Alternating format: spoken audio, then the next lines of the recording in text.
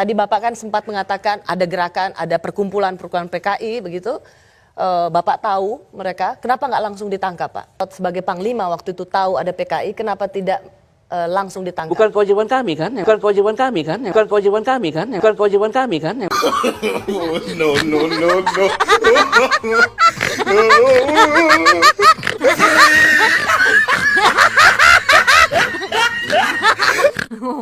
Pelajaran itu dihilangkan, Anda melihat ini juga bagian dari taktik mereka yang terafiliasi PKI? Iya, strateginya seperti itu. Tidakkah itu terlalu serius, Pak?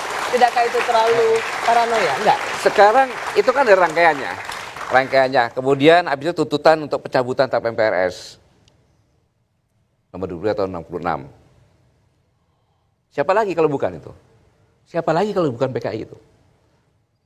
Kemudian penghapusan sejarah pemberontakan PKI. Siapa lagi kalau bukan PKI? Kemudian lagi tentang pemberhentian pemutaran film yang selama ini. Siapa yang minta itu kalau bukan PKI?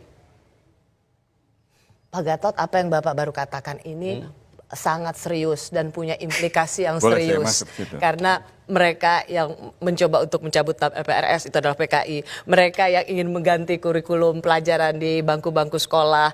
Bukan terkait pelajaran kurikulum dah ya.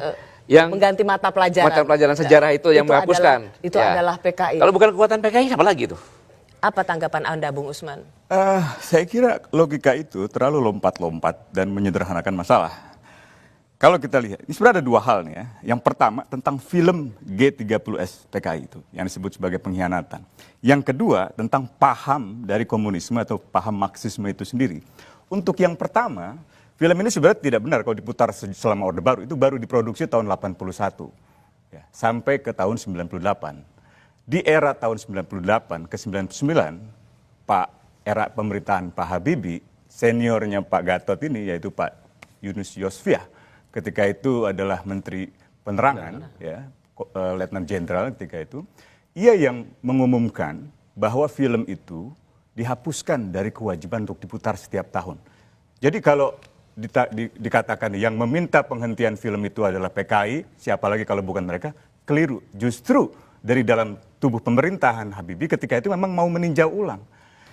Yang kedua adalah Menteri Pendidikan ketika itu Pak Juwono Sudarsono di era pemerintahan Habibie yang melakukan peninjauan ulang melalui satu tim khusus untuk memeriksa seluruh sejarah-sejarah di buku sejarah sekolah yang dianggap mengandung muatan sejarah yang tidak benar.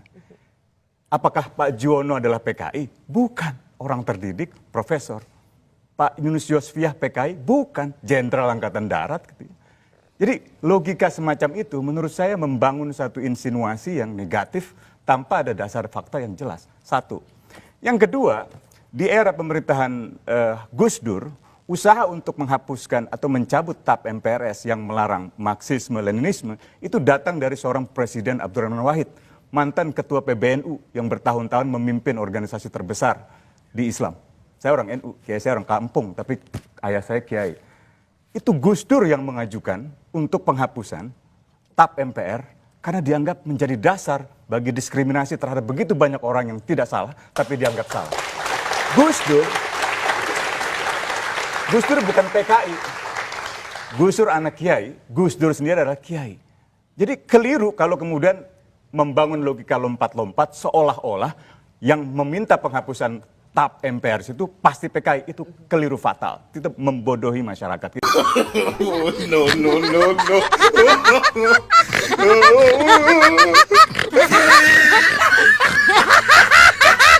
Apakah usaha Gus Dur, usaha Menteri Pendidikan di masa pemerintahan Habibie atau usaha Menteri Penerangan yang meminta penghentian film itu dihapuskan, apakah itu bagian dari PKI? Ini kecemasan sudah kadaluarsa. Ini kecemasan sudah kadaluarsa.